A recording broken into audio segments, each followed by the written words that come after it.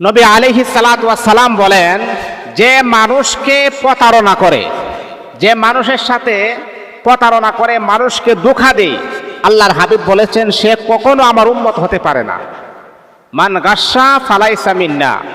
সহিহ মুসলিমের এক হাদিসের ভিতরে আসছে, আল্লাহর হাবিব বলেছেন যেই ব্যক্তি মানুষকে ধোঁকা দিতে পারে, যে ব্যক্তি মানুষের সাথে অন্যায় অপরাধ করে, মানুষকে হেনস্থা করার জন্য মানুষকে প্রতিনিয়ত যে আল্লাহ তাআলার বান্দা ধোঁকা দেয়, সে কখনো আমার উম্মত হতে পারে না।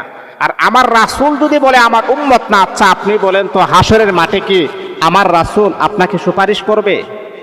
এই জন্যে মুহতারাম হাজিরিন, আমার রাসূল যাতে করে কষ্ট না পায় এমন কোনো কাজ আপনি কখনই করবেন না।